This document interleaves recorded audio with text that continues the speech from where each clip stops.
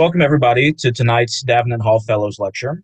My name is Michael Riggins. I am the acquisitions editor for the Davenant Press and the books and arts editor of Ad Fontes. If you're here, you probably know something about the Davenant Institute already. But for those of you who don't, we are an organization that's dedicated to retrieving the wisdom of classical Protestantism for the contemporary church. We do this in a variety of ways. We publish books through the Davenant Press, modernized and translated works of historical theology, as well as works of contemporary scholarship that resource these great figures for the contemporary church today. We publish a journal, Ad Fontes, a journal of Protestant letters, where we engage contemporary culture for the church. We host events and conferences all over the United States and in the United Kingdom as well. And we also run Davenant Hall, which is our attempt to revive the medieval university for today's digital age. So we offer classes in systematic theology, biblical theology, church history, philosophy, literature, and a variety of languages, which people can take either for credits towards one of our graduate level degrees or simply for fun and the love of learning. We offer these Davenant Hall Fellows lectures so that the general public can, at no cost, get a taste of the excellent faculty that serve in these classes. Our speaker tonight is Professor Ryan Hurd. Ryan Hurd is a systematic theologian whose area of expertise is the doctrine of God, specifically the Trinity. His primary training is in the high medieval and early modern scholastics, as well as the 20th century ressourcement movement. He's written a number of articles and regularly does translations of early modern theology sources, but his primary project is writing a systematics of the Trinity. Tonight, Ryan Hurd's lecture is titled Introducing Lombard's Sentences, the Nature and Method of Scholastic Theology. And with that, I will turn it over to you, Professor Hurd. Please take it away. Well, thanks, Michael. And thanks also to those tuning in tonight. If you're on the East Coast, it's a little bit of a late hour for a technical lecture, but we'll get through it together. And I'm really excited to engage this material with you. Philip Rosemann, the really good scholar on the Lombard particularly, but also scholastic theology more generally, has described the advance from patristic to scholastic theology as professionalization. But if you ask your average student, they would likely describe it as technical, difficult, and confusing. And these sentiments are, of course, related, precisely because scholastic theology became such a profession. It acquired correspondent technicalities which students find confusing and difficult until they learn the inside baseball of the profession. And these technicalities are on full display in scholastic texts, whether Thomas's Summae or the earlier Sententiae of Peter Lombard. The latter, in many modes, ratcheted down the difficulties. Thomas says this specifically in his prologue to the ST. But Lombard's Sententiae is much more demanding on its readers. And it's this text and scholastic theology more generally, which is our focus this evening. Lombard's Sententiae, usually rendered in English as the sentences, trained professional theologians for something like 400 years. Even Luther compiled various notes on it. It was not the only collection of various sentences, much less the first, but it was the most successful and paved the way for doing scholastic theology in university setting. In fact, Lombard's Sententiae became the scholastic university textbook and was only much later replaced by Thomas's Summa Theologia. It created the likes of Thomas, Albertus, Bonaventura, and many others who are the greats, the scholastic giants that we now know and love. Unfortunately, students today struggle to benefit from reading Lombard's Sententiae. Of course, in part, this is just due to the inherent difficulty of the subject matter, but largely it's really because they've not learned this initial inside baseball of the profession, which disables them from even grappling with the subject matter.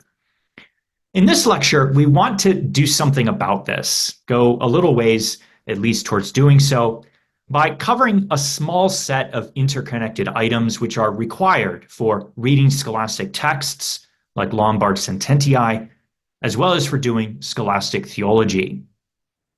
To just give you an initial outline here, we're going to consider a large number of items. We'll consider in order what is a question and similarly a contradiction, what is determining a question and motives for doing so, what is induced in the intellect when this occurs, namely suspicion, opinion, assent, and relatedly, a sentence. You pick up Lombard Sententiae, the sentences, and you might have the question, well, what on earth is a sentence? Well, we'll get to that. Much of this material that we'll cover tonight should be familiar to students of logic, but nonetheless, we'll review it here and apply it to theology particularly. Closing off tonight, we will actually turn to analyze the scholastic quaestio form, where the definitions of all these items begin to show their payoff. All of this together is going to go some of the way towards enabling the student to read Lombard as well as other scholastic texts and generally understand the scholastic project. So there's a lot of definition making and just understanding these different items that we're going to go through one by one. Trust me, these things accumulate together and they build off of each other. So stay alert, stay excited, and by the end, as we start to apply them to the scholastic quaestio form, you'll start to see the glimmers of how this helps. All right, let's begin then with a question and relatedly a contradiction. Quaestio is central among medievals. The Thomist theologian Chenu quips, with the questions, scholasticism reached the peak of its development. In them, it found the literary medium best answering its creative inspiration in philosophy as in theology. Close quote. It's likely that quaestio originates as the triplet lectio, quaestio, disputatio, roughly the acts interpreting, questioning, and debating. But eventually, quaestio, a question, acquires a certain form, the quaestio form, objectiones et contra respondeo resolutiones, and then it becomes the mighty quaestio disputata, a debated question, which is the essence of medieval university and the building blocks of later summae. Well, what then is quaestio, a question? Well, in his Posterior Analytica, Aristotle determines 4 species of philosophical question: quia, propter quid, onsit, and quidsit. If you know your Aristotle, you recall that the first 2 reduce to the second, leaving us with just onsit and quidsit, the 2 medieval questions, as they're often called. In theology proper, we only ever consider onsit and then relatedly quo modo sit or quo modo dicator. But scholastic theologians, when they speak of quaestio in the context we're concerned with, are usually following Boethius, who considered as quaestio only Aristotle's onsit, not quidsit, onsit. Thus, scholastic theologians usually intend quaestio, a question, specifically as Aristotle's onsit. And this is also what becomes the quaestio disputata and is involved in the later quaestio form. We should further distinguish quaestio from our colloquial a question. Although there's many colloquial locutions which include a question mark, not all are scholastic quaestiones, as Boethius intends. The English locutions, what am I or where are you going, are both questions, but not quaestiones. In initial terms, we could say that scholastic quaestio is the same as a colloquial question whose response is only yes or no. Thus, is it raining or do you love me are both questions and also would be scholastic quaestiones. With these introductory gestures, though, we need to consider what is quaestio more exactly, and this brings us to Boethius, who not only defined quaestio for scholastics, but influenced them more than anybody else in their development of quaestio disputata and the quaestio form. And Boethius defines a question as some doubtable proposition. Some doubtable proposition. Quaestio est dubitabilis propositio. This is the definition which we want to consider because it's used by medieval scholastics. First of all, Boethius says that a question is some logical proposition. He thus is defining here not a colloquial question, but a logical one, hence the difference between these noted above. And recall that a proposition, as Boethius immediately defines, is an oration signifying something true or false. Rephrasing this, a proposition is just a set of outer words, an external locution, that signifies some intellectual judgment, either composition or division. This distinguishes Boethius's quaestio from a locution that signifies an act or fruit of understanding, namely a definition or a name. Hence, the difference noted above between Boethius's quaestio, just onset, versus Aristotle's quaestiones. Boethius doesn't include quidsit because this doesn't involve judgment. He uses the example proposition that every man is animal. For theology, we could say God is wise or he is not body. Note that although these are locutions, or more precisely propositions, they signify respective judgments in the intellect, wherein is truth or falsity most properly, and only derivatively in propositions that we write on the page.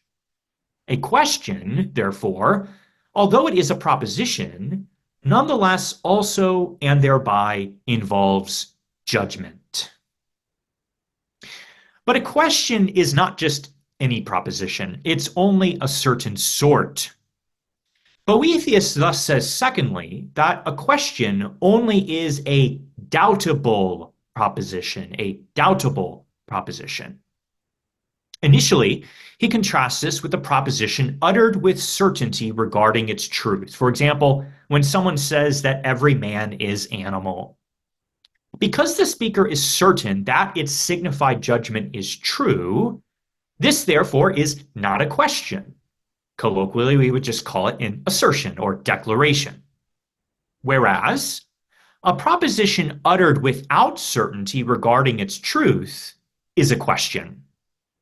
Note that the speaker is uncertain primarily regarding the judgment's truth and only consequently the propositions. Of course, we signify this uncertainty and thus ability to doubt, which is why Boethius speaks here of doubtability. We signify this by adding to the proposition that we write out another conventional sign. We add something. In Latin, that sign is on plus the subjunctive. Rather than saying Deus est sapiens, we rather say on Deus sit sapiens. In English, we reorder words and or add some sign of the need for certainty. Thus, rather than that God is wise, we now say, is God indeed wise?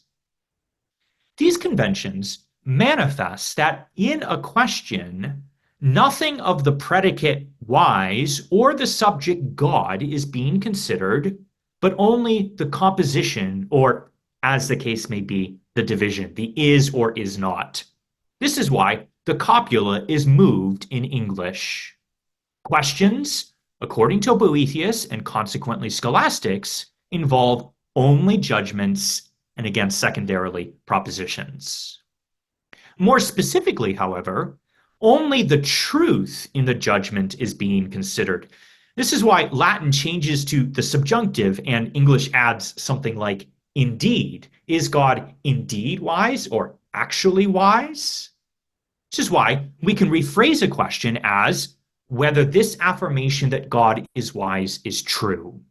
And this is the same as saying in Latin, on Deus sit sapiens, whether God actually is wise. Indeed, we actually use this rephrasing, especially involving the existence of God. The question phrased so for clarity is, whether this affirmation that God is true. It concerns the proposition, and by consequence the judgment, that God is, of whose truth we are not certain. Is he actually? Thus is Boethius's definition of quaestio.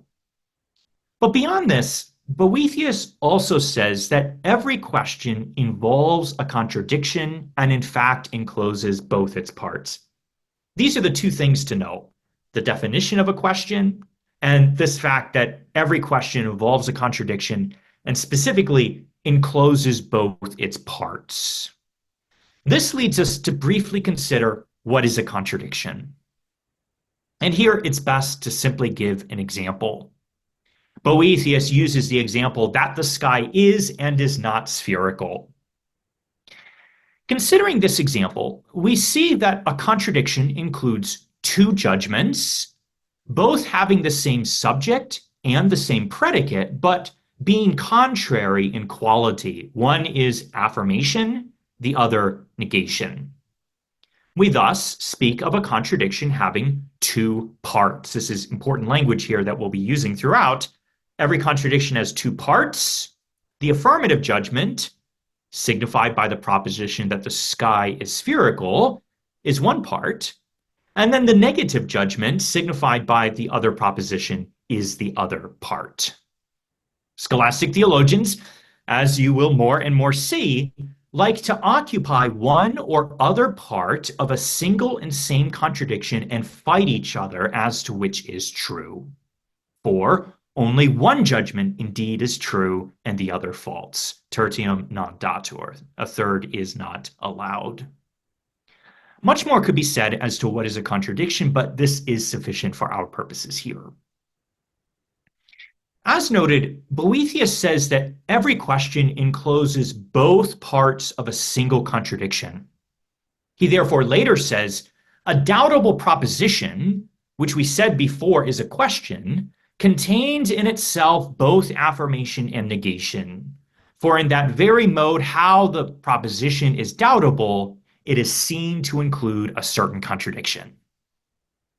This quotation I've just read you is extremely precise and has occasioned confusion. But in broad strokes, Boethius is merely saying that a question holds the is and is not of a certain contradiction together as both equally true or equally possibly true, although the questioner obviously knows that it either is or is not. Again, tertium non datur ensures the unity of question and contradiction. And this is why questions sometimes are even signified as doubles: onsit or not, or well non, sic well non, never sic et non, of course, for a question. And we recognize this intuitively in colloquial speech. When someone says just colloquially on the street, is it in fact raining? We know that this was short for the expanded locution, is it raining, yes or no? These doubtable propositions are the titles used in quaestio form. They're the very first propositions which are written down in scholastic texts.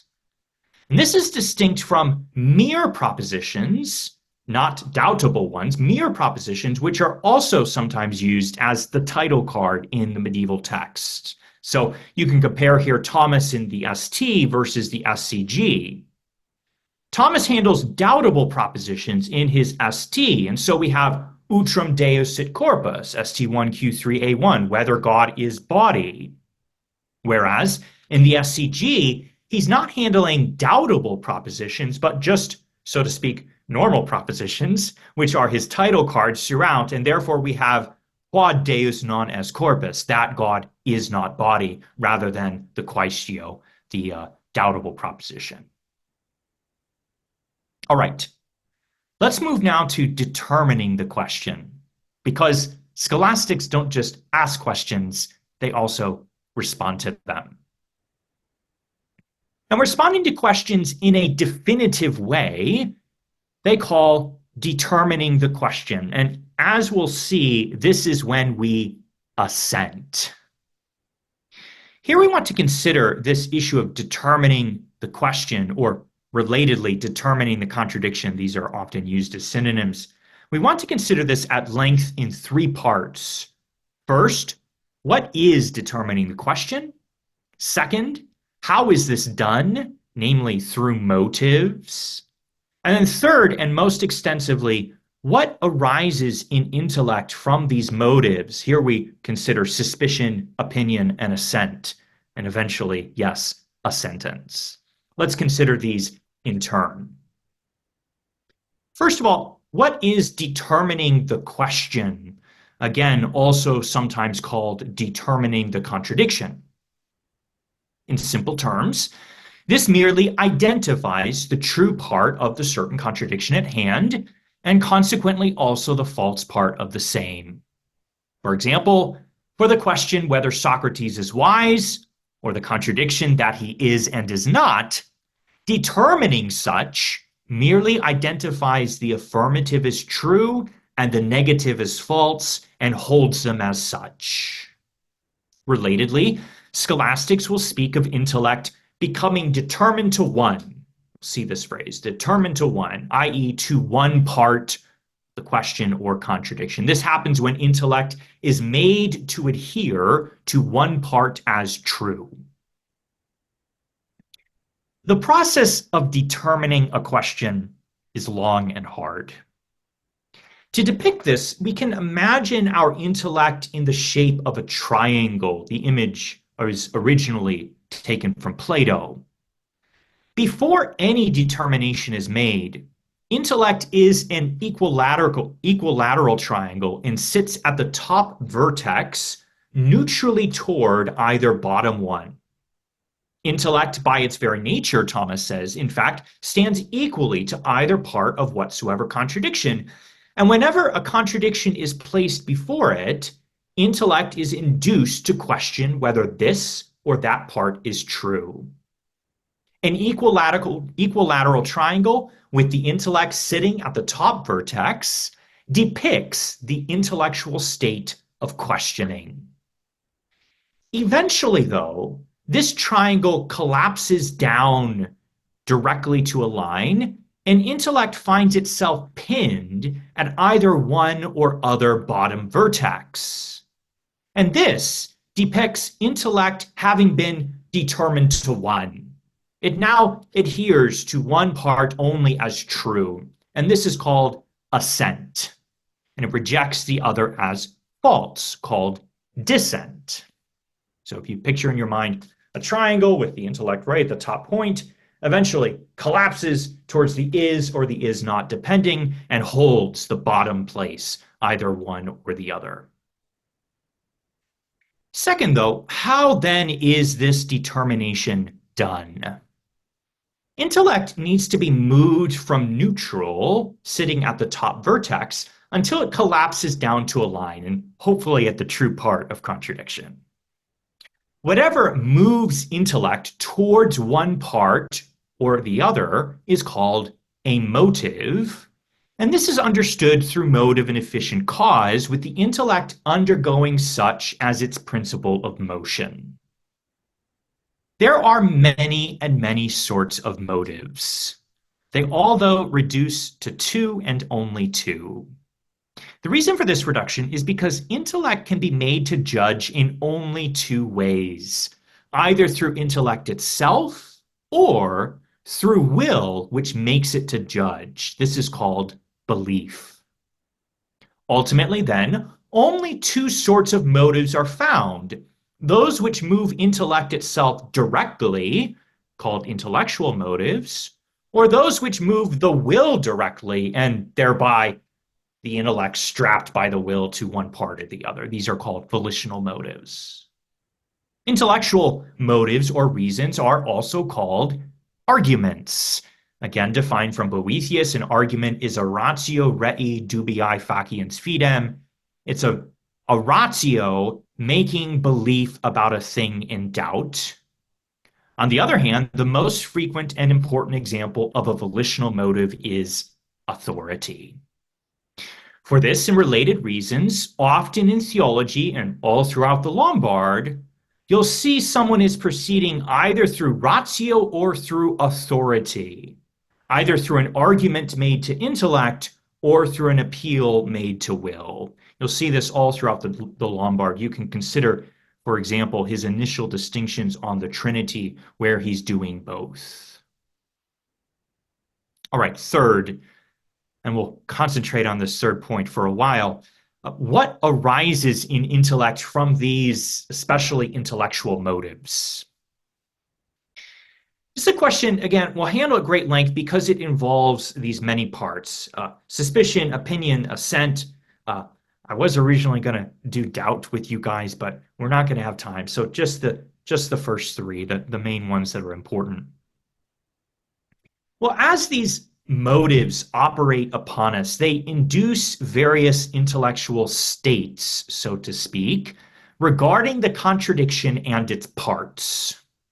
More properly, these are all various intellectual motions, and medievals define them. These are the notable way stations in the process of determining a question, and this is what scholastics are always doing in their theology texts.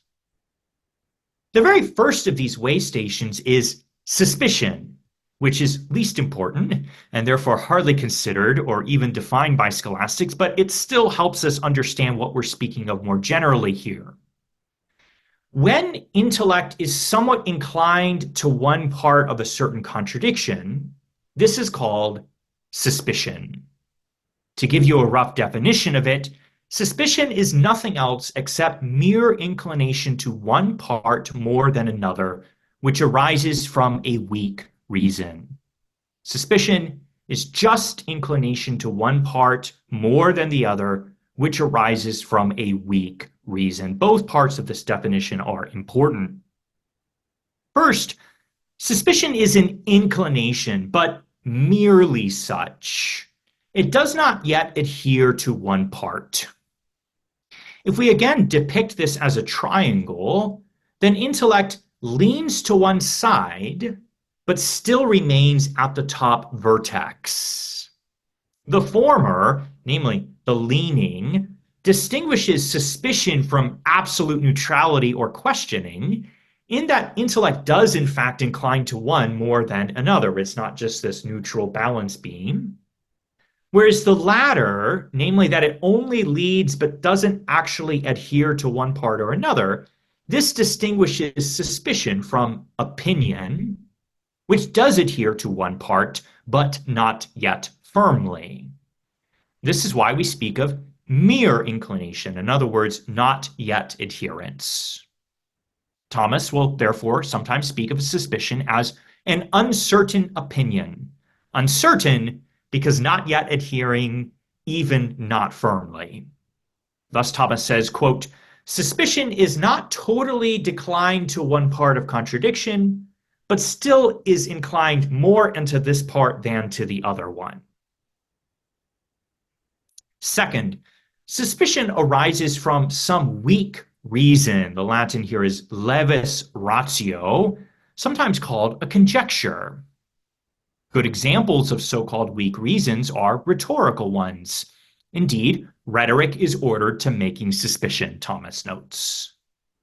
He further remarks that Aristotle consequently derides various opinions of philosophers regarding the eternality of the world as mere suspicions, quote, because they were being moved to say these things from weak reasons. Their arguments, if we can even call them that, were merely rhetorical flourishes. These reasons are so weak that elsewhere Aristotle says that we in fact have no reasons at all on this question of the eternality of the world, contrasting here weak reasons to probable or plausible rationes, let alone demonstrative ones. This is why suspicion is so little spoken of also in theology.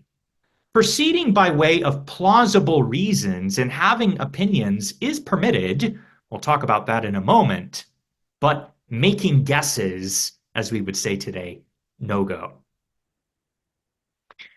Beyond suspicion, however, are the three most important intellectual states, again, more properly acts or motions, but states is just helpful as an initial. These three most important ones involving a contradiction. They are opinion, assent, and relatedly doubt. Opinio, assensus, also called in Latin sententia, and then dubitatio, all three of which scholastics carefully define. They also named the correspondent intellectual motives that induce these acts. A plausible reason, ratio probabilis, induces opinion. A sufficient reason, ratio sufficiens, induces assent, whereas an objection, objectio, induces doubt. Finally, scholastics likewise speak of the correspondent propositions, similar to the intellectual act of questioning versus the correspondent proposition, a question, that we talked about above from Boethius. These are an opinion, also called in Latin opinio, a sentence, sententia, and a doubt, dubium. This yields an overarching system that scholastics work in light of and write in terms of, and is running through their disputations and the quaestio form. Before we consider these individually, let me just give you initial definitions of opinion, assent, and doubt. These are usually defined together. Again, we don't have time tonight to handle doubt, but I'll give you its definition. You can take it for free, and maybe we can handle it some other time. Scholastics take their definitions of these three primarily from Isaac Israeli's Book of Definitions, and secondarily from Avicenna's Liber de Anima. Avicenna, it appears, borrowed from Isaac. Let me read you these quotations. They're very similar, and then we will move forward. So Isaac says as follows, quote, "Opinion is that acceptation of one part of contradiction to which one approaches with fear of the other part. Doubt is the privation of comprehending the other part of contradiction, whereas assent is certain comprehension of one part of contradiction." All right, that was Isaac. Here's Avicenna. Again, a bit of a copycat, so you'll hear the similarities. Assent is conception of one part of contradiction, definite or most certain, whereas opinion is conception of one part to which one advances with fear of the other part. And certain manuscripts add, quote, "Because when intellect does not rest in that it apprehends but still hesitates, not knowing which part it ought to hold, then that intellect is called doubt or opinion, because doubt is the privation of comprehension of one part of contradiction, whereas opinion is conception of one part with fear of the other. Whereas when intellect assents and rests in that it comprehends, which of course happens when the one part of contradiction has been made most certain through discovery of the middle term, then it is called assent. For assent is certain comprehension of one part of contradiction." All right, these definitions in hand, and if you remind me at the end of the lecture, maybe I can copy paste them into the chat. That way you all will be helped scribbling down so furiously. Alternatively, well, we'll see if we can't get them to you somehow. But these definitions in hand, I'll say them again as we go through. Let's proceed through opinion and then assent, whose correspondent proposition is called a sentence. First is opinion. Initially, opinio in Latin, abstracted from the infinitive verb opinere, to opine. Initially, opinio signifies the certain intellectual act, opinion. But beware, the scholastics also use the same sign to signify the correspondent proposition. Thus, opinio as an opinion. So we have the intellectual act, yes, and then we have an opinion, the proposition. We're going to face the same issue with sententia, which is abstracted from the verb assentire, and therefore signifies the intellectual act assent. But scholastics more commonly use sententia to signify the proposition, which we would render in English as a sentence, okay? In either case, you find the same word, but different, although related things. So watch out. It will be confusing if you don't know these different things. But of course, this is the nature of the scholastic ballgame. We have to inject equivocations if for no other reason than to prevent us from being bored. All right, we can begin with some initial gestures. First, comparing these two acts, opinion and assent. Opinion is timorously holding one part of contradiction as true, whereas assent is confidently doing so.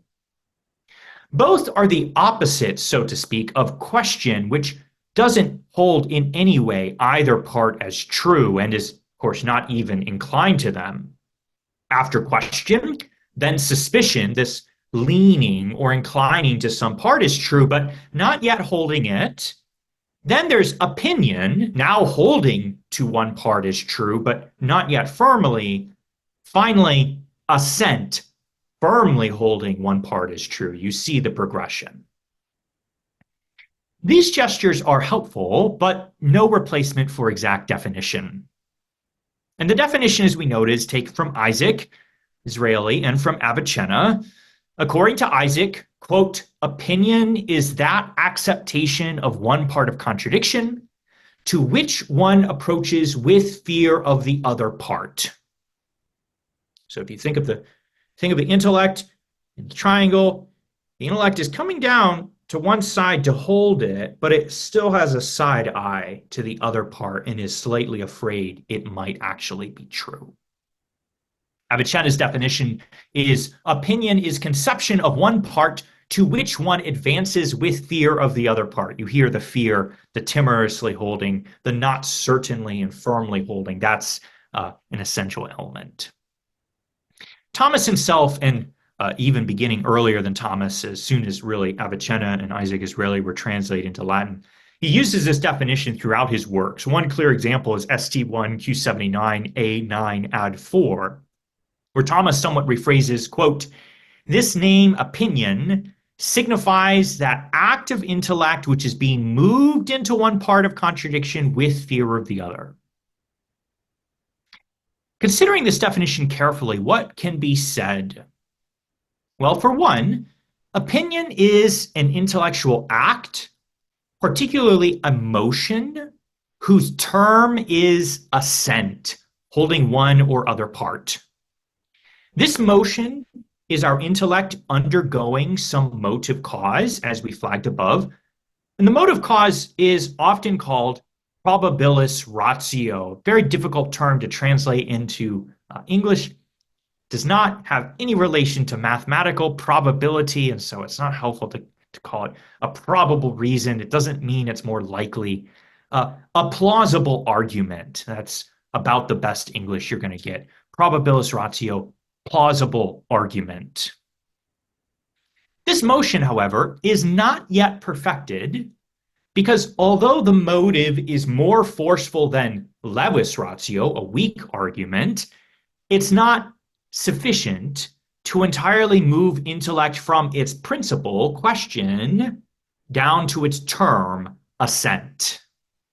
In that the motive is strong, intellect has advanced beyond mere suspicion induced by the weak argument, and therefore it somewhat adheres to one part, but in that it is insufficient, intellect does not yet adhere firmly. For, quote, one cannot firmly adhere in one of two opposites whenever he doubts about the falsity of the other, because he is always afraid of the truth of that other opposite, Thomas says.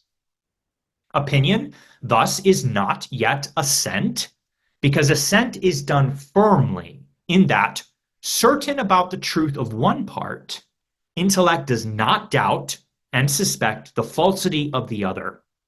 Intellect, therefore, is entirely unafraid of its truth. From this intellectual act, opinio, scholastics speak of a certain proposition, opinio, and opinion. This difference between an intellectual act versus the proposition must again be noted. When scholastics say circa hoc ex duplex opinio, they do not intend to affirm that there are two intellectual motions in two theologians, either of whom is holding the contrary part but still has fear of the other. Rather, they're speaking of the two contrary propositions of a single contradiction, either of which propositions is held as true. Initially, we can define this opinio, i.e., an opinion, as a plausible proposition. Here we are borrowing from Boethius's definition of a question, a doubtable proposition, as I know of no other medieval definition. As we saw above, by proposition is intended an oration signifying a judgment wherein is truth or falsity. The proposition here is not doubtable. It's not being uttered without certainty regarding its truth. It's not a question, which we signify as whether every man is animal. But neither is this proposition sententia, a sentence, i.e., a certain or assented proposition. This is a proposition uttered with certainty regarding its truth, and we signify it as every man is animal, and maybe an exclamation part at the end for emphasis. Rather, an opinion is a proposition only plausible.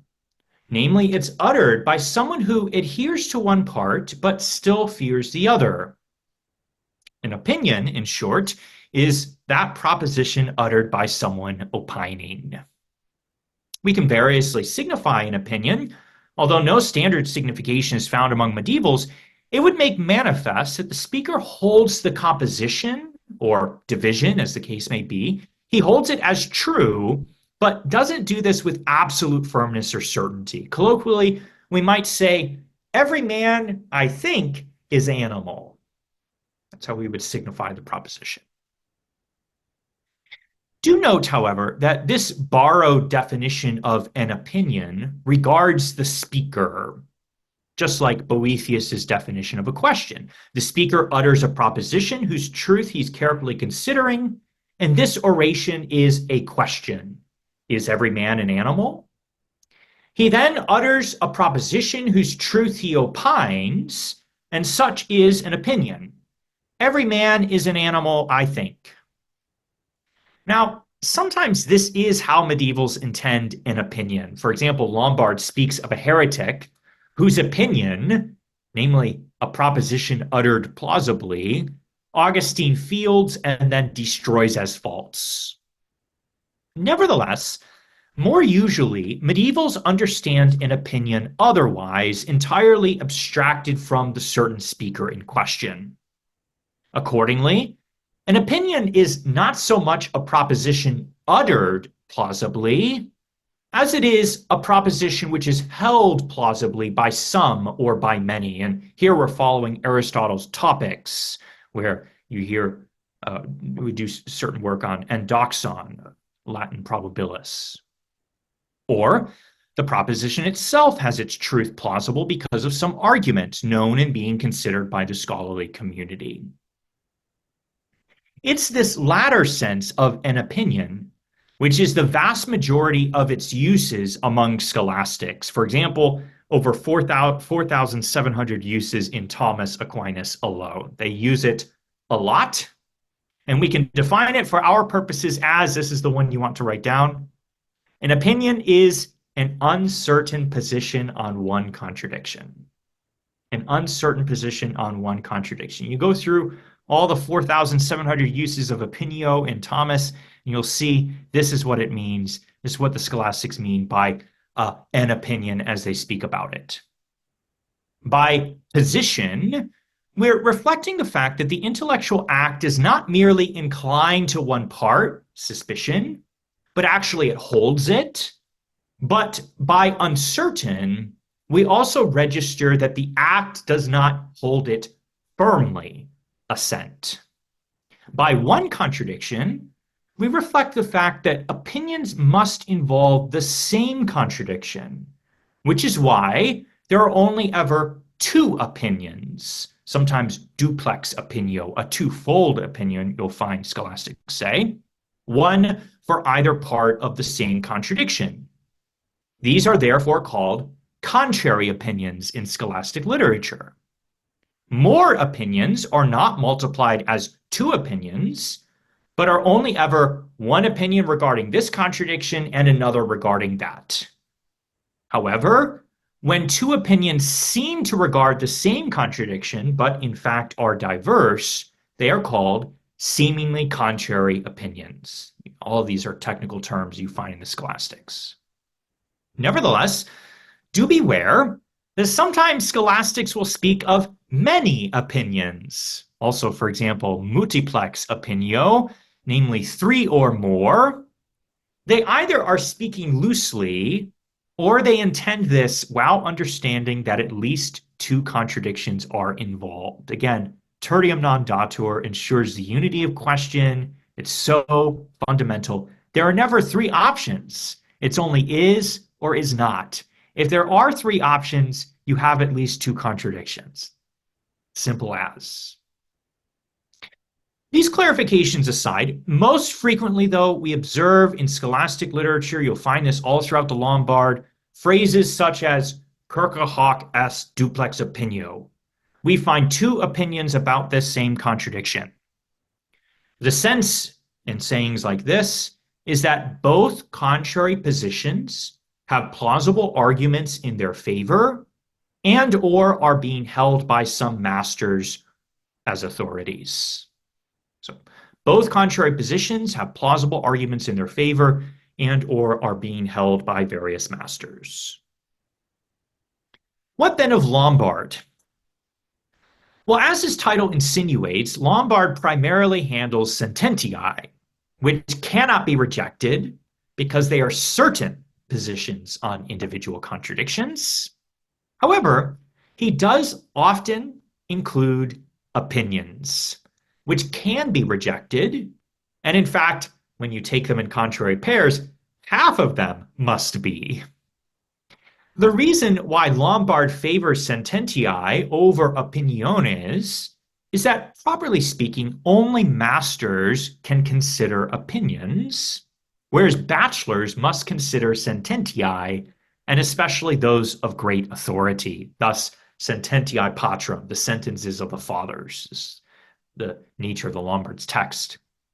A bachelor primarily occupies himself with these sentences because he needs to learn from what is certain and clear. A master, on the other hand, can work with what is uncertain and unclear, and therefore primarily occupies himself with opinions. You can discern when Lombard is giving opinions from the mode how he handles the two propositions. For example, he himself is holding one and rejecting another. You automatically know, well, we're not dealing with sentences. You can also discern this, though, from the nameless certain, quidam, who are said to hold the proposition. Generally speaking, medievals operate with charity. If the person's proposition was certainly true, then he's named, therefore, Augustine's opinion, or better, because certain, his sentence. If the person's proposition was certainly false and also condemned, well, he's also named, thus Arius's opinion, better called his error. But if the question hasn't yet been determined, and thus the opinion is not yet a sentence or an errant opinion, as the case may be, then the person is not named. Certain hold, some say, okay? We cover each other's butts in theology. We don't embarrass people and uncover the nakedness of Noah. Rather, we cover it with fig leaves. These are basic scholastic principles. Lombard has two modes of giving opinions you'll find throughout his sentences. First, he'll field an opinion and then destroy it with some, for example, patristic authority. We find this, in fact, in Lombard's first use of opinion in I Cent D4 C2. Its rubric is, quote, the opinion of certain, saying that three persons are one God and one substance, but not vice versa, namely that one God or one substance is three persons. These theologians hold, but not with altogether firmness, the negative part of the certain contradiction, namely that one God or one substance is not three persons. That's what they hold. This opinion, Lombard then destroys, it's always exciting, with several authorities from Augustine in favor of the affirmative. And therefore he concludes, quote, "Behold, that with these and many other authorities, it evidently is shown that it is to be said and conceded that one God is Trinity and one substance three persons." Close quote. The affirmative part of this contradiction must be held as true and the opinion as errant. Secondly, Lombard fields two contrary opinions, but leaves it to the bachelors to determine the question. We find an example of this in I-Cent D28C2. The question usually is here considered, Lombard begins, quote, "Whether just as the Father alone is said to be unbegotten, just so he alone ought to be said non-begotten or non-son, so that not even the Holy Spirit could be said non-son or non-begotten." Close quote. Theology becomes very technical. Lombard flags the opinion of certain and their argument, and then the contrary opinion of others. These are his phrases: opinion of certain, opinion of others. But then he undercuts their authority used in its favor. Lombard thereby seems to insinuate, as he often does, to which part he actually inclines suspicion, or which one he holds opinion. He comes along the backside. He leaves it to the bachelors to decide, but he kind of undercuts the others who hold the one opinion by saying, their authority doesn't go. We should recall finally that Lombard has his own opinions and also advances them in his Sententiae. And certain of these opinions were later determined as true.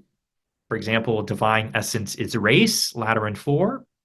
Others as false, even very nearly heretical. For example, that Christ, insofar as he is man, is not aliquid.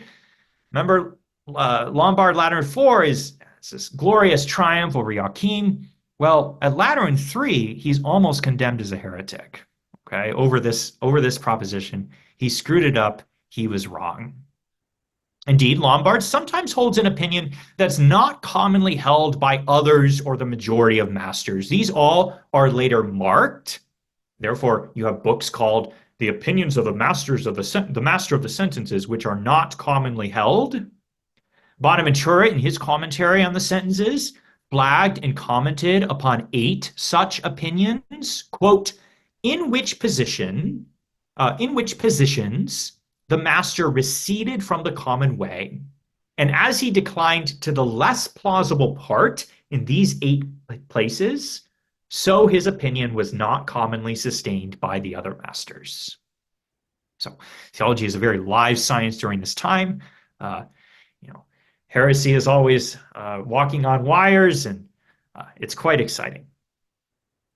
All right, we move now to the issue of assent. The intellectual act assent in Latin is called assensus, taken from assentire, to assent.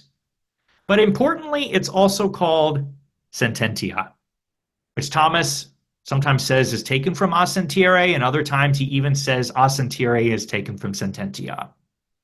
Later, or just in a few moments, we'll speak of sententia as the proposition, a sentence, Lombard is talking about. Here we're talking about the intellectual act.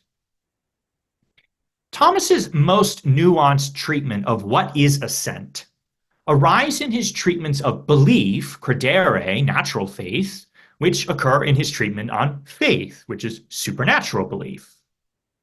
The reason is because Augustine had defined believing, credere, as thinking with assent, whereupon Thomas's treatments of belief and then faith include his determination what is assent and also what is to think.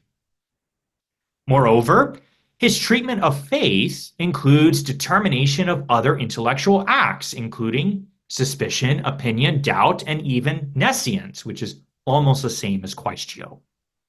And finally, Because assent is threefold according to various orders of intellect, namely to its principles, to reason, and then to the will, Thomas also determines intelligentia, which is assent involving first principles, scientia or science, assent involving rationes, specifically ones that are demonstrative, and then reverting finally again to credentia or believing, both natural and supernatural. This is assent involving the will. So intellect has itself determined to one part of contradiction along various routes, one of which is the will sticking it to one part. This is belief, whether it's natural or supernatural. And then there's intelligence or understanding, intelligentia, and also science. In all these treatments, Thomas employs definitions from the Arabics, from Isaac and Avicenna, whenever possible, and throughout we find him giving the entire workings of human intellect, both its natural and supernatural acts. It's quite a thing. You go read these texts. There's three of them. De Veritate Q14A1 is a really important one of those three. You'll see what I'm talking about. Well, what then is assent?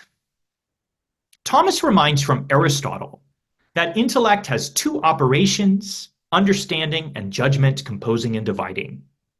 The latter here is, of course, our concern because only therein is found true and false, just as also is found true and false derivatively in a proposition, Thomas says. Indeed, conceding or negating a proposition parallels intellect assenting to or dissenting from some judgment as true or false. Thomas further reminds, as I've already said, that our intellect by its very nature is altogether neutral regarding holding to either composition or division of some concept as true. We've seen that when it becomes inclined, this disposition is called suspicion. When it's partly determined to one part of contradiction but still has fear of the other, this disposition is opinion. Thomas is just checking these all off. But then, when intellect is altogether determined to one part of contradiction and firmly adheres to it as true, intellect is said to assent to this judgment. Here Thomas drops Isaac and Avicenna. Sententia, assenting, is said from assentire, to assent, and sententia, as Isaac says, is determined acceptation of one part of contradiction. Thus it is that he who assents determines his intellect to one part. Indeed, quote, we are not said to assent to something except when we adhere to it, either the composition or the division of the same contradiction, as true, close quote. A doubter, therefore, nowise has assent, quote, because he does not adhere to one part more than the other. An opiner, opinions, neither has assent properly speaking, because his acceptation of one part is not firm, whereas assenting, as Isaac and Avicenna say, is conception distinct or most certain of one part of contradiction, close quote. In other words, only he whose grip upon one part as true is resolute and solid is said to assent. From this intellectual act, assent, again called assensus and sometimes sententia in Latin, scholastics also speak of a certain proposition called sententia, a sentence. This double use of sententia parallels that of opinio, like we noted above. Sometimes opinio is the intellectual act, opinion, sometimes the proposition, an opinion. When Lombard speaks of sententia patrum, he intends those propositions uttered with certainty by the Holy Fathers. Although there's been scholarly confusion about this, we need have no doubt as to what Lombard intends when he says this. Sententiae patrum, read it in his prologue. Verdicts of the Fathers about contradictions. Verdicts of the Fathers about contradictions. And it's here that the English sentence, in the context of a judge and trial, agrees well with the Latin. The judge stands neutral and hears the case for either side, deliberating between guilt and innocence as to which is true to fact. Upon sufficient evidence, the judge decides in himself that this one is true, and he firmly holds it as such. Assent. He then immediately delivers a sentence or verdict of the trial. Likewise, in theological questions, the fathers had stood neutrally at each contradiction and deliberated between their respective affirmations and negations, carefully considering what was true. Eventually, they decided in themselves many contradictions, and they firmly held to their true parts. They then pronounced their verdicts regarding each trial. And these very propositions, uttered with certainty, are their sentences. Lombard's Sententiae, then, is his collection of these propositions, in contrast to those propositions uttered still with some fear of the other part, opinions. Lombard has deposited these propositions after their respective questions, which enclose each their contradiction, so that the bachelor is first confronted with a question, for example, whether God is or is not wise, and then immediately the patristic response, that he is wise. The bachelor thereby is held by the hand of the Holy Fathers and led unswervingly into truth. This is exactly how Lombard's Sententiae were interpreted by his best readers. Therefore, starting perhaps with Albertus, continuing with Thomas, when Lombard in his prologue identifies his work as enclosing Sententiae, immediately Isaac and Avicenna's definition is supplied to interpret what this is. Albertus does this explicitly. He says, quote, "Note that Avicenna says that sententia is a conception definitive and most certain," and etc., etc., etc. Thomas follows suit in his own prologue, citing Avicenna's definition. In other words, as soon as Lombard writes, "These are the sentences of the fathers," these definitions are dropped so that we all know what we're talking about. By contrast to magisterial opinions, which were propositions uttered with some fear of the other part, Sententiae patrum were those propositions uttered by the fathers with all firmness and surety. This is what Lombard means when he says in his prologue that he writes, in fact, to show that our faith has been guarded already, namely by these verdicts rendered by the fathers as more and more questions arose. This, furthermore, conforms to Lombard's multiform use of sententia throughout his work. A sentence is the proposition uttered from someone assenting, feeling certain of its truth. For our purposes here, one example suffices. Book 2 of the Sentences, distinction 8, chapter 1. The question is whether all angels are or have bodies. Certain theologians, Lombard notes, hold the affirmative as an opinion, and it even seems, quote, Augustine assents with them.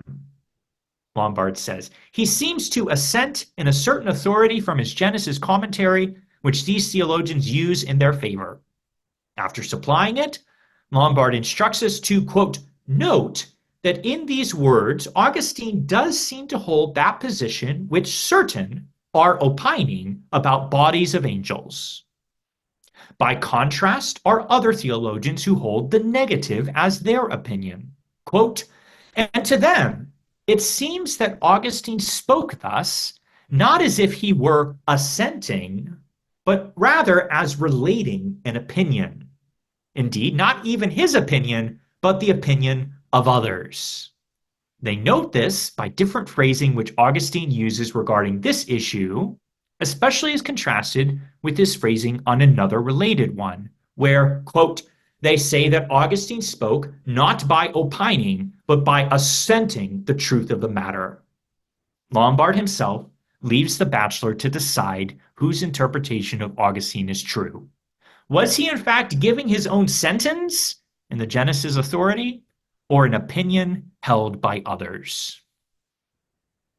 All right, All this in mind, we can now determine the nature of quaestio form. And I know we're going over time, but this is where it all pays off. So stick with me just a few more minutes, probably 10 minutes, and then we're done. The nature of quaestio form, all this brought together and deployed in this very complex form that medievals use, whose parts, as you know, are 5: quaestio, objectio, sed contra, respondeo, and solutio.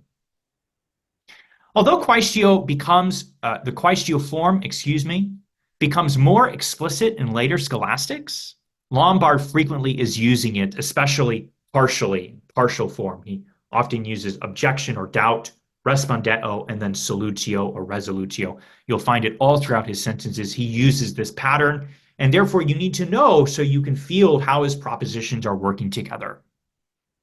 For our purposes, though, we're going to consider Thomas's version of quaestio form because it's clearer, and you can back read it on other scholastics such as Latin. So just trying to explain the sudden shift from Lombard back or forward, I suppose, to Thomas. Initially, we can determine the final cause of quaestio form, and it is assent to the true part of the current contradiction. That's the goal, quaestio form, assent to the true part of the current contradiction. Thus, for the question, whether God is body, the final cause is assent to the negative. Indeed, the opening line of respondeo could well be called the sentence rendered by the master to this question. This final cause in hand, we can consider how the 5 parts of the quaestio form arise and thus initially how they interact. The form is initially divided into 2, the quaestio and its respondeo, moving intellect from pure neutrality regarding the contradiction, this is the title card, down to firm determination regarding its true part.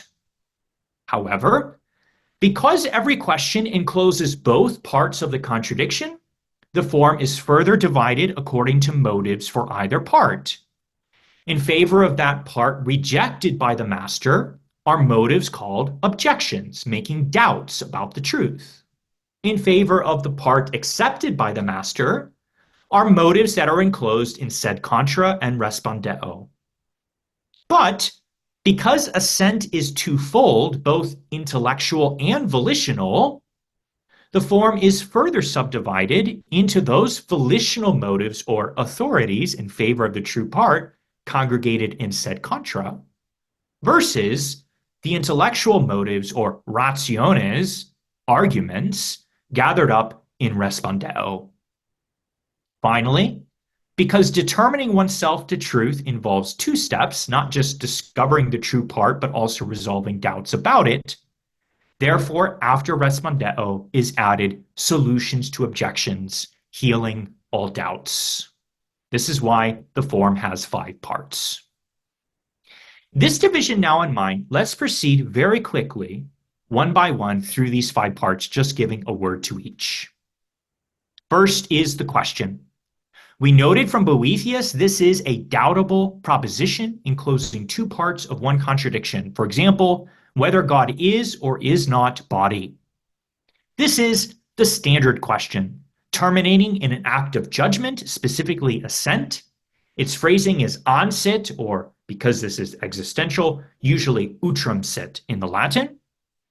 Nonetheless, sometimes instead is considered a question terminating in some act of understanding, whether this is essentially speaking, therefore the question is going to be listed as quidsit, or accidentally, therefore it's phrased whether some definition is fitting. Consider Boethius' definition of eternity, whether it is fitting. To Boethius' definition of person, whether it is fitting. Because the question, though, is always a certain proposition, there's always the need to determine the sense of the question. In other words, to interpret the proposition written on the page for the judgment, or in this case, for the 2 judgments of the one contradiction involved. Scholastics expect that this has been done immediately upon reading the question, understanding what concept the predicate term signifies, identifying the logical subject, and apprehending what sort of judgment is involved. As soon as you read the first proposition in quaestio form, namely the title card, it's expected that you're doing this. Okay? A lot of work right off the bat. Second is the objections. These all are motives in favor of the part of contradiction contrary to the sentence of the master. That part of contradiction is immediately given as a proposition, and therefore it seems that God is not wise is true, as for example, or it seems that God is body is true. Because this likewise is intellect's doubt regarding the contrary, one could equally well translate, I doubt that God is not body is true, or I doubt that God is wise is true. Furthermore, immediately after the proposition is the motive which induces this suspicion towards the false and doubt towards the true. Therefore, it seems that it's not so or that it is so because the suspicion or the doubt is induced according to the following motives, which are individual objections. Almost always these motives are intellectual and therefore rationes or arguments rather than authorities. Third is the sed contra. Standardly, these are all in favor of the sentence of the master given in the first line of respondeo. And roughly speaking, sed contra reasons have the final cause of stabilizing and so strengthening intellect to later discover intellectual reasons to assent. Intellect has just undergone suspicions toward the other part and therefore doubts about this. It now is afraid and fluttering between two opinions. Before discovering the intellectual arguments, and hopefully scientific ones, in respondeo, intellect must render its sentence. This opens the line of respondeo. I respond, it is to be said, God is not a body, something like that. Sed contra are the initial motives for doing so, and they aim to be the strongest sort, although not necessarily the most intellectual. This is why, most usually, sed contra reasons are volitional motives or authorities. Thus, ST1Q27A1SC, sed contra is what the Lord says, John 8:42, I proceeded from God. Full stop. Fourth is the respondeo, which is divided into two. First, the master's sentence, and then his intellectual reasons. Standardly, opening the respondeo, first of all, is the sentence rendered by the master on this question. Thus, respondeo, I respond. The master then utters the proposition, which signifies his judgment firmly held as true of this contradiction. Immediately before this, he notes that this proposition must be exteriorly spoken, just as the previously uttered question was. Thus, dicendum est quod. It must be said that, and then the proposition. Immediately after the sentence, whose utterance is the final cause of the quaestio form, we find the means for this. The respondeo thus continues, second, with intellectual rationes. Once again, we must contrast these reasons with sed contra ones. Both are in favor of the same part of contradiction and make us to assent. They both are thus means to the same end, uttering the sentence. But sed contra reasons and respondeo ones are different, because sed contra ones merely make us to assent with an empty head, listening to authority and merely believing, will making intellect to judge, whereas respondeo reasons make us to assent with a full one. Properly speaking, then, respondeo reasons are arguments, as Boethius defined them, that specifically involve the intellect and are motives that are proper to it in relation to assent. Fifth and finally is solutions, about which we can be really quite short, and then I will close. In theory, one has already assented through faith, sed contra, and acquired intellectual reasons in respondeo regarding the certain proposition whereupon one holds it firmly and has assented. All that remains to perfect knowledge from the perspective of the scholastics is handling the residual privations of knowledge, namely doubts, which are induced in intellect through the initial objections. We'll have to look at the issue of doubts another time, but this is the general gestures of the nature of quaestio form. All right, a lot more to say here, but let's stop for time purposes. I know I've gone over here. We can open it for questions, Michael, or take just a moment's breath and go from there. Thank you very much for that, Ryan. That was wonderful to listen to. I'm going to look forward to listening to this again, so that I can stop and take notes. So yes, let's go ahead and open it up for questions. We can take a moment's breath while people are formulating their questions. We have a chat box and a Q&A feature below. So if anybody has any questions, please put them there. And we'll take just a minute or two for Ryan to catch his breath after all of that. That was wonderful. Thank you. I know your students are very much going to enjoy listening to this.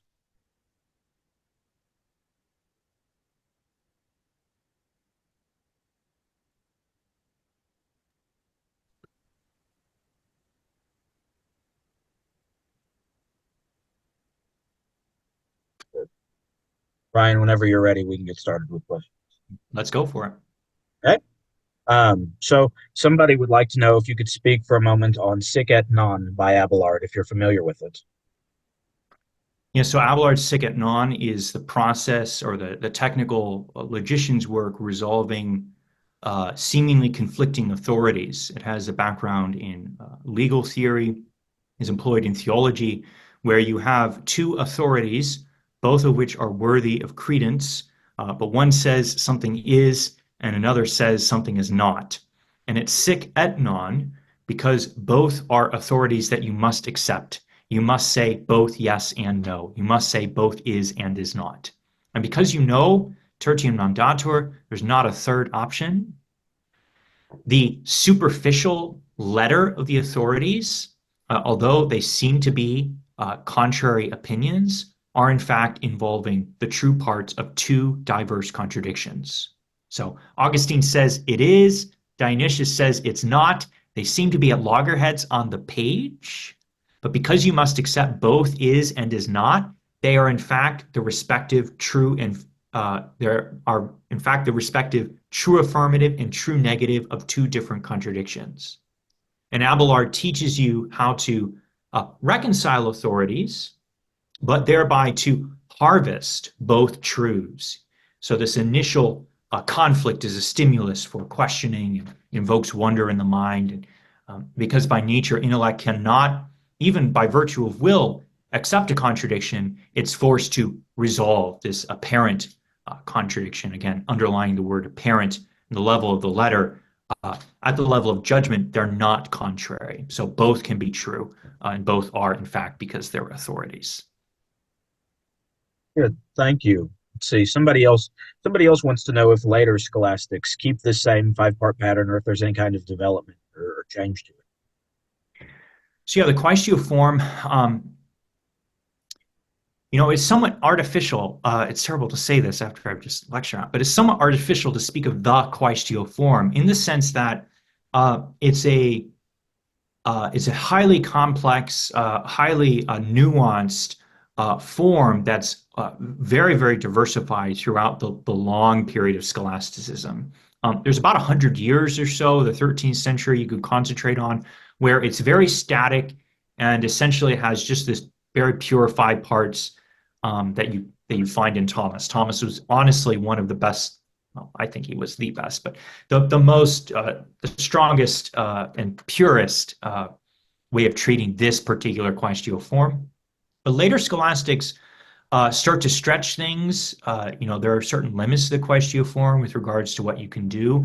And then prior scholastics, you'll find them varying. You'll see them questioning quid sit and things like this. But once you know the standard patterns, then all the variations make sense. And that's kind of the goal here, is to give you the vanilla so that you can pick out the times where there's other things in the vanilla ice cream, so to speak. So learning these static patterns, these more standard things, and then understanding the rhyme and reason and the understanding of the different human intellectual acts will help you understand the diversification of quaestioform in all of its many nuances. The later you go in scholasticism, as things get bigger and bigger, the more difficult it is to keep things at this sort of level. And so quaestio takes on really a life of its own. 14th, 15th century. You see the remnants, as I've even mentioned before that in Lombard, you see kind of like a threefold quaestioform. But once again, you know the standard, and then you can explain and learn how to come to grips with all the variation. So that's what I would say. Thank you. Um, this is kind of a longer question, but a very good question. So I'll just read it. You say it's a question relating to fides quaerens intellectum. My Okay. Latin is very good. So they want to know regarding assent, is one made to assent to one part of the contradiction by either or both faith and some reason? For supernatural truths, particularly, since there seems to be no natural reason to pin us to one part of the contradiction, where does reason come in? If it comes in only after faith, then what does reason add? I think that's a very good question. It's a very good question. So beware that you, in my opinion at least, not every scholar would agree with me, so you can argue. But beware that you have truncated Anselm's Fidens Quaerens Intellectum. It doesn't necessarily just mean faith-seeking understanding, as we would interpret today, as Vatican I would even interpret it in terms of intelligentsia. It really means for Anselm, faith seeking its knowledge content. And that involves not just reasons in relation to the judgment, but also reasons in relation to understanding, which is how it's often translated. So just beware of that. That's just a little flag for you. But as far as your question, your main question is a very good question. Thomas answers it quite directly. And he says that absolutely, you can have multiple intellectual states towards the same judgment, and you can assent to it along multiple paths. So just taking an example of a natural truth initially, something that could be known through from the natural order through natural reason, whether God is wise. Well, I can make you to assent to this by way of authority. I can, give you Holy Scripture, which titillates your will. Well, it does more than titillate your will, but it makes your will eventually to make your intellect to believe. But Thomas asks, well, can you therein, in that intellectual state, acquire scientia about the same truth? And he says, absolutely you can. It's just that you have to go through a demonstrated reason and use syllogism to therefore assent by way of the other side, the other door, intellect and its own resources. So absolutely, regarding natural truths, there's no difficulty in the question. You can have both belief and scientia eventually through demonstration about one and the same truth. That extends to a similar answer, of course, which is more nuanced, as you noted, when we get to supernatural truths, about which we cannot have scientia, but we can have a certain sort of knowledge that comes from faith. So we can't generate demonstrated reasons in any regards for supernatural truths. We hold them merely by faith, only by faith. But after and upon intellect assenting by way of the will, sufficiently moved through divine authority to whatever part of contradiction we're talking about is true, you can then examine arguments that are called, well, they're variously called, Thomas calls them, using a distinction from Boethius, verisimilitude rationes. So these are similar, these are arguments that are analogies, illustrations that don't re-up your assent. They don't give you further reason to judge. They don't make you further incline in judgment. Of course, there's something called motives of credibility, which doesn't incline you to judge, but it inclines you to, it makes you not unwilling to judge because your intellect is not faced with any intellectual barriers, such as suspicion that there's secretly a contradiction in the content of the proposition or something like that. So, but besides motives of credibility, the intellectual content that comes on the heels of faith is by no means a pressing on the judgment. It is only verisimilitude argument, hijacking a distinction from Boethius, or is faith's understanding. And that's where you started, that fidens quaens intellectum, not in the sense that Anselm meant it, but in the sense that later Thomism means it, Vatican I means it, an actual act of understanding. Yes, so that would be some initial gestures, but it's a very good and complex question that I would love to talk a lot more about. Thank you. Somebody else wonders if you could just run through that distinction again between intellectual act and proposition and elaborate on it a little more. Is there anything more precise with the question? I mean, I can talk about the distinction. It's very important to recognize that propositions, exterior words written on the page, spoken in the air, bear reference and have their value, so to speak, to judgments in the head. Of course, acts of understanding in the case of definitions or names. I find that people tend to reify propositions today in ways that are foreign to scholasticism, or they forget the difference between intellectual acts, for example, judgments, and propositions, and the fact that scholastics are fluently transitioning between propositions and judgments. Propositions are the signs of judgments in the head, but they always keep them distinct. So the quaestio form is running propositions on the page, but these are all the external testifications for judgments and acts of reasoning in the head. And sometimes you need to talk about the formal causes of what's going on in the head. Sometimes you need to talk about the motives that are operating in the head and the various intellectual acts, and sometimes the will is involved and things of that sort, which are all comments about the nature of human psychology and its operations and the inner workings of the mind. And they don't, they kind of have sidestepped the issue of propositions that are its external signification. So, yeah, it's very important to keep these two straight. I find often they're confused, conflated, or people think in terms of merely propositions, or they harden propositions in different ways. And keep in mind that propositions, in this sense, is kind of locking, well, it's not just kind of, but is most definitely locking you into a certain understanding of what a proposition is and what a judgment is, and how predicates link up with subjects and all of that. It's Aristotelian, in other words. It has a certain theory of universals behind it that's not really negotiable.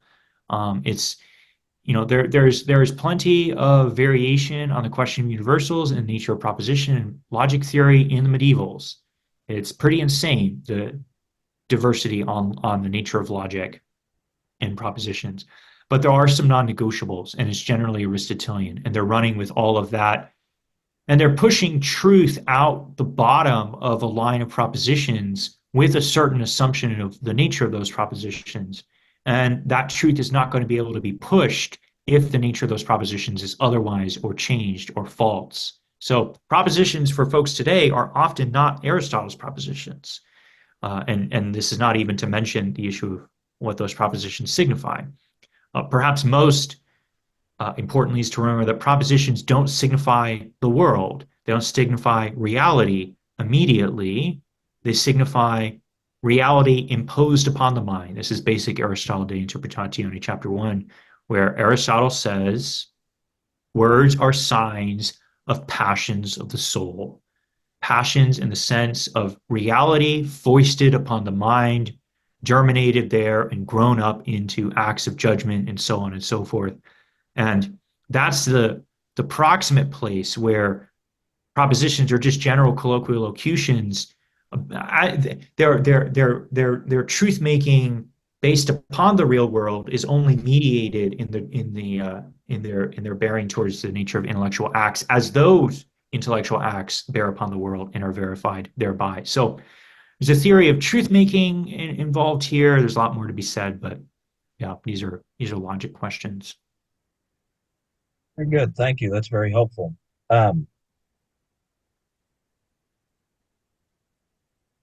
Well, unfortunately, it's 8:30, so we have to stop. So, in closing, would you tell us a little bit more about the upcoming course that you're going to teach for us? Yeah, so I will hopefully I do plan to teach a course on Lombard sentences probably next year, but I've got a lot of upcoming courses that make use of this material. I mean, all of my courses really do. When you're reading Thomas, you need to know. I kind of fi I have a confession to make. I kind of find myself in my classes having, you know, 5 or 10 5-minute speeches that I repeatedly go through, and I kind of put them all together in this lecture. So then I could just be ornery and tell my students, "Well, go listen to this lecture." But no, we use all this material all the time as scholasticism. It's the necessary prior and implicit assumptions that Thomas and other scholastics expect you to know and be intimately familiar with, um, in order to just read and approach their text. So all of my classes on Thomas deal with this material. Uh, so I'm going to be teaching Anselm in the summer, teaching class on Dionysius' divine names in the spring. Maimonides, I'm very excited about. I believe is the first class in the spring. I have to check the actual order. But my class on Maimonides, who's also dealing all the time with propositions and how various terms signify things in God or don't, and things of this sort. So yeah, very excited about especially the Maimonides course, yeah, which is upcoming. All of those sound great, and I'm sure that based off of this lecture, you'll get a lot of people interested. I didn't know that you were teaching Dionysius. I'll have to remember that. Yeah. Well, thank you very much, Ryan, for this wonderful lecture, for answering all of our questions.